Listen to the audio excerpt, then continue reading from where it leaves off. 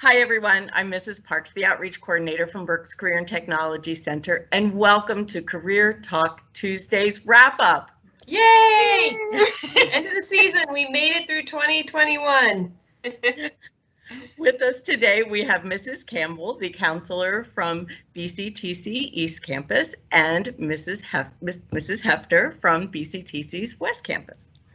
Hi. Now, I have to have a little fangirl moment when we start Career Talk Tuesday, because this was my Tuesday lunch hour. I loved, and I saved it until my lunch hour so I could really have the time with it and I could, take in all of the interviews. But what surprised me with all of the interviews was how everything was so diverse, and there was so much that was laid out for everyone, even though you had a common theme, I think. Could you tell me your intentions, Mrs. Campbell, when you started the Career Talk Tuesday, of what you wanted to get across to the students? So it actually started with Mrs. Hefner, because Mrs. Hefner was looking for a way to make sure that students leaving, and you can correct me if I get this wrong, Liz, that That's fine. The interviewing skills and the resume and just being prepared for work. They've spent 3 years in this program, and we wanted to make sure that when they were walking out the door that they really are ready to go to work, and that the hardest part should not be getting the job. Like, you've trained all these 3 years, so now we want you to be able to just successfully go where you need to go and walk in and get the job. But we were like, how do we do this in an interesting way, or what we think would be interesting? And that's when we sat down with Mr. Harris and we're like, what if we did something like this? Like it's not a podcast. What is this called? A video? Blog? A video blog? A blog. It's Yes. a blog. Yes. It still doesn't seem like a real word. I don't think it's a real word, but yes.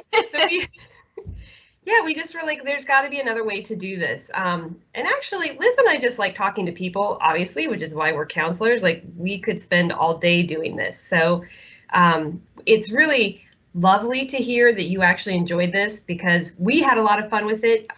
We think our instructors did too, but we had no idea if anybody else, we didn't know if it was entertaining to listen to or interesting to listen to, or if we were just entertaining ourselves. Right. We did really enjoy hearing from our instructors and their live experience about their lives and how they were able to go through their career path, and noting that it was a path. We thought that was really neat. And it allows our students to understand that, you just have a direction and you go ahead and go for it and apply to those jobs, and how to apply within those fields to those jobs. And that was the main idea. But then I really appreciate Mrs. Campbell kind of thinking of the vlog idea, because otherwise it would have just been kind of like just content, and that can get a little boring. Right. Well, and we did have a lot of really great things come out that, like, you and I could not have predicted that we were going to get some of the information that we got. Right. Yes. I'm thinking in particular the cover letter. Like, when Mr. Voigt said, cover letters are not like a thing anymore, I was like, seriously? I worked up a sweat over that one, thinking, oh my gosh, we have been doing this wrong all this time. We've been giving this instruction and it's no longer needed. What happened? When did this happen? Right. Now. Yeah. Right. And it totally makes sense. Like, when he explained it, and he's like, yeah, you still include a note, like, you still like introduce yourself in some way, but you don't go through. And I thought, of course, that's brilliant. It makes sense, because being on the other end, when we're getting applications in from students, I'm happy to read the essay. I want to read the essay, but if they had written on top of that a whole nother letter, I would not have read both. There's no way. Like, I'm glad that you told me who you are, the program that you applied for, like, that I need to know. But I didn't need it made perfect sense, but I thought, that is so stupid that how did we miss that? Another one of those moments I think I had during all of this was probably the very, very first Career Talk Tuesday with Mrs. Ireland, when she was in a job and in a position, and her employer asked her to do something, and she went, sure, no problem, and had no idea how to do it. So she instantly went to Google and, the University of Google to figure out how to do this. And I think a lot of students are, when they start a job, they think they're going to know everything. I've learned everything. I've been here for 3 years. I must know everything. But then they get there and they're asked to do something completely out of their wheelhouse. Right. Well, and what a different set of or a piece of advice that was than what Mr. Heimbach said. Mm. So I walked away from those two going, okay, I got to process this, because you've got Mrs. Ireland who's saying fake it till you make it, like, but she's coming with the confidence and perhaps knowing she's in a field where her employer has an expectation that whatever I bring to you, you should be able to figure out how to do. And I don't even care if you know how to do it right now, but you should know how to do it by the time, like, whatever my deadline is, you should have it by then. Mm-hmm. So I because that contrasted starkly with what Mr. Heimbach said, which was, do not fake it. They can smell when you're like fibbing about something a mile away, and they don't want you in their garage. So you walk in and you own what you can do, and if you don't know how to do something, you tell them you don't know how to do something. Mm-hmm. So I don't know if that's because, in one industry you're talking about brakes on a vehicle, right? That if you don't know how to do that, you should not tell somebody you know how to do that and then try to figure it out later. Like, if you're going to work on an engine that is going to transport people and have the potential of killing other people, you only say that you can do what you can do. And right. I don't want to say Mrs. Ireland's job doesn't have the same impact on people's lives, but she's working with information and data and ideas more so than things. Art, designs, yeah, billboards. So I'm thinking like that was one of those where you talk about, the diversity of people's experiences and professions. Like, that one really highlighted it for me. I was like, what flies in one field, what you can, might even be an expectation in one field is not in another, and you should not do that. I think the one piece that I take away from it is like, even though they're different fields, educate yourself. So if you do not know a certain area, you can own up to it, but then you can also say, but I'm going to be researching here or talking to somebody who is educated on whatever the topic is, and then gaining that knowledge from them. Because I think the one thing that I was told in college even is it's not about knowing it all. It's about knowing where to get the information, how to be able to find it, and then educating yourself for whatever that piece is that you need to learn. So I like the idea of owning it, that you don't really know, but how you're going to proceed, what you're going to do to be able to fix that. And that's what employers, I think, are looking for. And that's, I think, a similarity if we kind of like, in a way, think of advertising art. And what was the other program, Mr. Heimbach? Diesel. So yeah, so that similarity is an employer is looking for you to be flexible, for you to know your areas of strengths, but also acknowledge your areas of weakness and then do the research, educate yourself. If you don't know it, that's okay. Just go ahead and make sure that you're investing in your education to know it, to learn it. Yeah. Or be willing to go to a class if they need to send you a class. Right. Teach you something, because I'm thinking in diesel there's probably training that somebody would have to go to, but being willing to do that, being willing to take the time, like if your employer needs you to learn how to do this, be like, yeah, sure, train me, I'll go. Right. That was another theme I got from all of the career talks, was even though you might be you're ending your career at high school, at BCTC, and no matter if you're going on to secondary education, if you're going into the military, if you're going right to work, there's always some type of training involved for everything. Especially with technology. When you think about technology, you think of just how computers evolve, but to hear how technology is evolving and constantly and growing in the auto field, that I didn't even think of that when he mentioned it, when Mr. Heimbach mentioned it in his Career Talk Tuesday. Yes. So I just read, and I'm sorry, this is like a total side thing, but I just read in the Wall Street Journal that by 2035, I forget what percentage of cars are going to be electric, but there's going to be like a mandate that like 30%, 50%, it's some really high number of our cars are going to be electric. And along with that is going to come a shift where people will stop owning cars, because when you think about, once your car becomes self-driving and it no longer needs you to drive it, your car, like right now, all of us are at work and our cars are sitting, right? And they're going to sit here for hours until we go out and get in them and drive them home, where they will sit for hours until we either run an errand or we're back at work in the next morning. That same car could spend this entire day driving around, picking people up, dropping them off. And if it's a self-guided car, it doesn't need to have a driver in it. So the prediction is that in a very short period of time, because 2035 is right now less than 15 years away. Mm-hmm. So in 30 years, we could have a situation where people, very small number of people are buying cars. So if you're now working on cars, you're working on, you know, all those automation systems, you're working for large car companies that own fleets of cars because you don't have individuals owning them anymore. Like, it's a whole nother, so anyway, yes, things are changing everywhere, mm-hmm. and fast. Yeah, I was going to say, and rapidly along the way.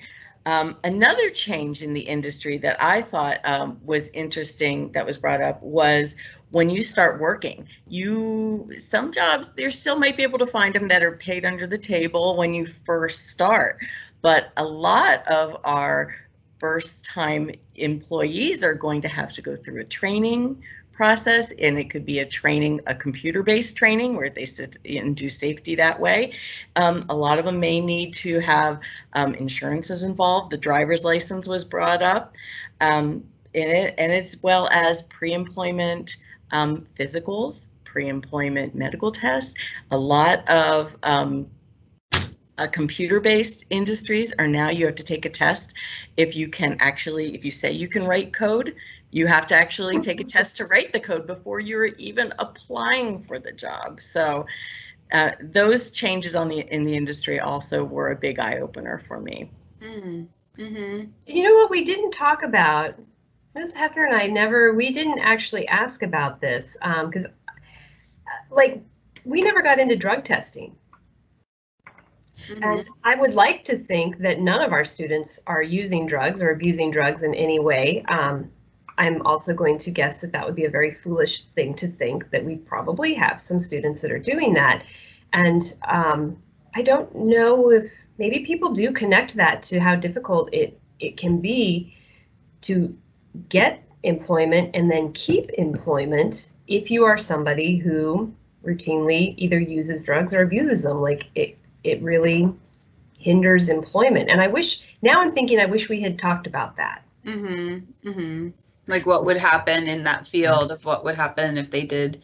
I mean, it's just really important to kind of acknowledge, if you're trying to maintain a job, get a job, maintain it, that you got to stay clean, you know, and you really have to be mindful about your behaviors outside of work, because even if you get a DUI, for example, on your license in any kind of automotive field, you're really stuck. With being able to get a job that, you know, you would maybe be more small shop kind of job, but a dealership or anything, you know, surpassing that makes it very, very difficult to be able to get a job in your field. So it's not only acknowledging the inside of work behavior and being clean and sober then, but the outside work too, and what you do on the outside when you're out in the world. Yeah, you're right. And I know with the medical field, any kind of a drug issue, you're done permanently. It's not like, oh, come back in 5 years when that's no longer on no, you're done. You will never work in the medical field ever. Protective services, any of the criminal justice agents, like, you're done. Your career's done. Right. Pick something else. Yeah. So if you're ever struggling with that, making sure that you get some counseling and seek some assistance and help with that, so then you're able to kind of meet your goals, your life goals, your career goals, and everything like that. I highly recommend that you reach out and talk to somebody about it. And there's a lot of financial assistance available. Like, I think people sometimes think it's going to be so expensive. My family won't be able to afford this. I can't afford this. But there is so much financial assistance in Berks County, especially. And we can help you get access to that. Just come talk to us. Great points too. Thanks. Before I wrap it up, we talked, I think you started each Career Talk Tuesday with the history of your instructors' employment and how they evolved along the way. And I wasn't sure if you wanted to speak a little bit about that and how careers evolve and change along the way. Mrs. Hefner, did you want to start with that? Yes, I think that was my favorite part. Just even hearing about some of our instructors starting as paper men and women, you know, delivering papers or doing odd jobs and starting with that. Oh, and Mr. Blackburn, that was so interesting in mechatronics, where he thought he was going to go into culinary and that was his jam.